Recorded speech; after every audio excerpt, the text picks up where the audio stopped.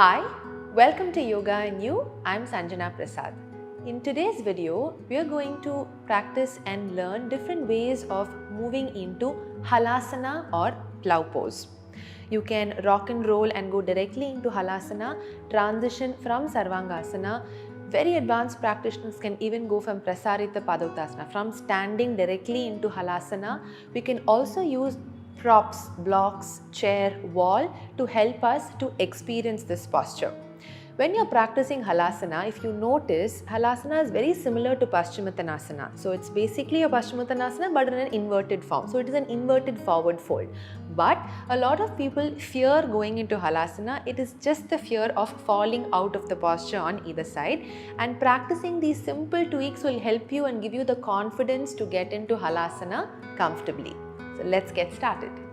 Do not practice Halasana or any inversion when you're on your period or if you have any neck or shoulder issues. Before you start to practice Sarvangasana, Halasana, make sure you practice Setu Bandhasana, bridge pose, leg raises, strengthen the shoulders and neck and prepare the body for the inversion. Let's get started with the first variation where we're going to rock and roll and go directly into Halasana. The first one I'm going to show you is without any support. What we're going to do is start at the top of the mat and keep the knees really close to you. And we're just going to have fun with this. We're just going to allow the spine to rock back to the floor and rock forward. So use the momentum that is happening when you rock back to come forward again. Let's try that one more time. And forward. Okay, we're going to do this multiple times. When you feel comfortable, when you rock back, you're going to lift the leg up and support your back. Let's practice this. 1. On the 5th one, let's rock back fully into Halasana. 2. You'll notice as I'm rocking back, my hips are already lifting. 3. Almost coming in line with my shoulder. 4. And one more. And down. The next time you practice this, we're going to go into Halasana. Make sure the neck is stable, you're not turning side to side because all the weight is on your neck and shoulders and they are supporting the entire body. Let's go. Back and up, back and up. 2 more. Back and up. And let's get into Halasana here. Breathe. My palms are supporting my lower back. If you notice, my hips are in line with my shoulders. Get your elbows closer to each other, engaging the upper back, and we'll stay here for 1, 2, 3, 4, 5. Very slowly, bend your knees if you need to, and start to roll the spine down. Lie down on the back, relax here for a few seconds.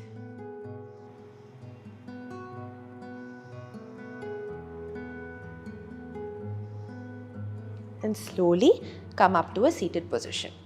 Now, rocking and rolling into Halasana will be suitable for you if you don't really fear going into the posture and you're fairly comfortable with your Paschimottanasana and Sarvangasana, your legs feel free and you're just trying to experiment to a new way into getting into Halasana. Now, what happens if you want to use this rock and roll technique but you're not able to get your feet to the floor or to the mat? We'll practice that as well. We have to learn how to control the legs so that you can stop the legs halfway. So you're going to again rock back, get the hips up, down, up, down. This time you're going to rock back, support the back and just continue supporting the hips, but we're going to extend the legs only halfway down. So if you notice, my feet are not touching the floor, but my effort is towards lifting my hips up.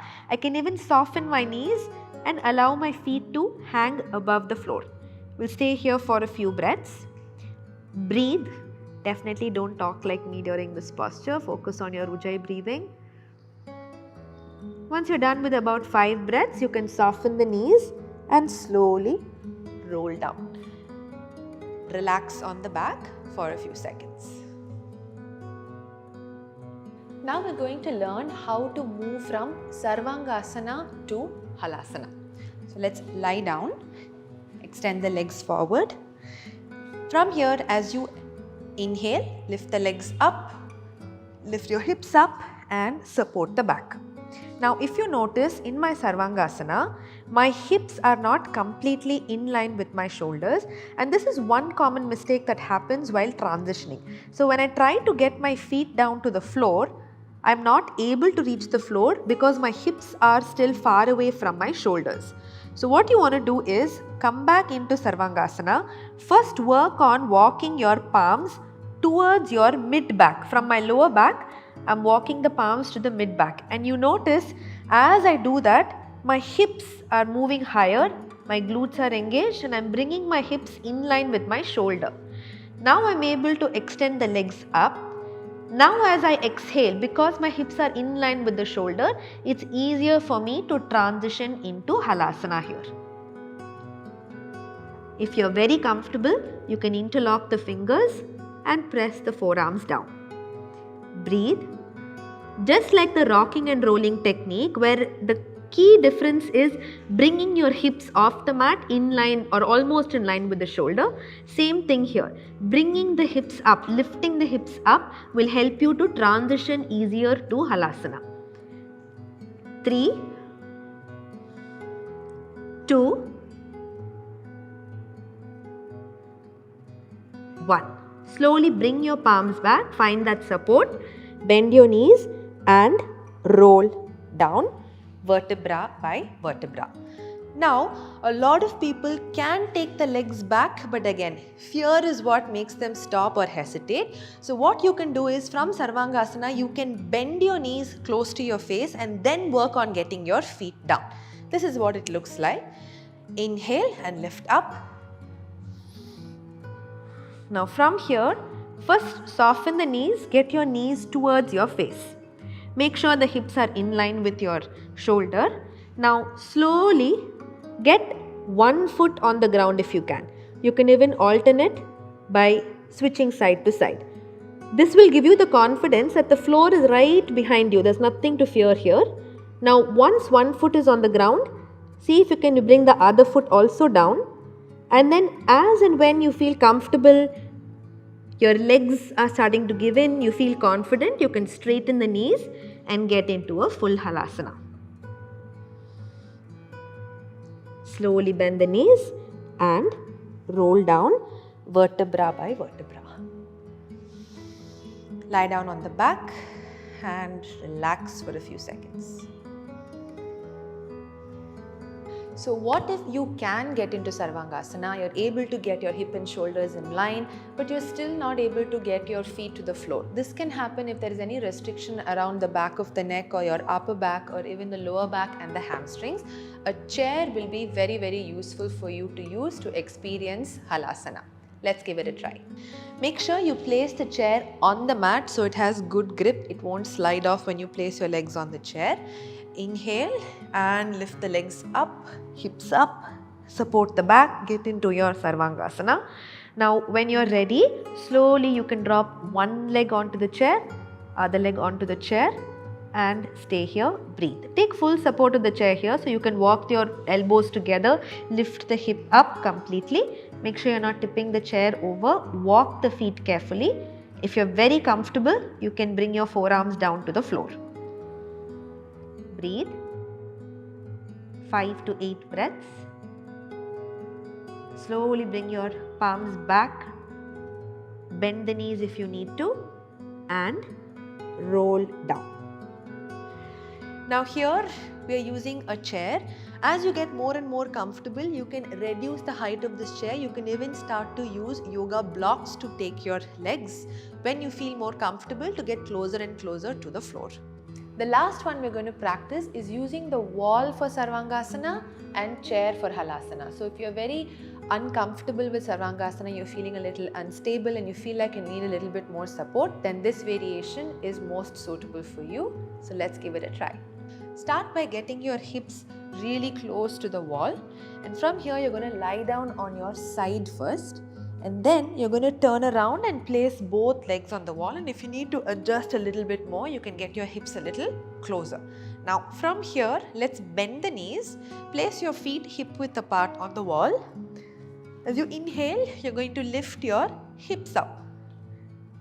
Now support the lower back with the palms, start to walk the elbows closer and keep pushing your hips up, knees in line with your ankles. Slowly, when you're comfortable, lift one leg up. If you're still very comfortable, you can also lift the other leg up into Sarvangasana. If not, keep one leg on the wall. As you exhale, take your right leg here onto the chair. Once you feel comfortable, you feel well supported, you're confident, you can slowly allow the left leg to peel off on its own. Don't force or jump away from the wall. Allow it to slowly come off and take your leg back onto the chair. Stay there, breathe. This variation keeps supporting your back, don't let go. After about 5 to 8 breaths, let's come back the same way. Lift one leg off first, bring it back to the wall. Make sure you have this support. Place the entire foot, not just the toes, and then slowly bend your right knee and bring the right foot back. Come back into the supported Sarvangasana and then slowly bring your hips back down. You can stay in Viparita Karni, close your eyes and relax here for a few seconds before you come up to a seated comfortable posture. So those were the different ways that you can practice Halasana. Even if you are comfortable in Sarvangasana, very comfortable to move into Halasana, sometimes having support just makes the practice very easy, comfortable. It helps you to breathe better and helps you to focus on the breath. So definitely try all of them out and do let us know which one you like the best. I really hope you liked this video. I'll see you in the next one.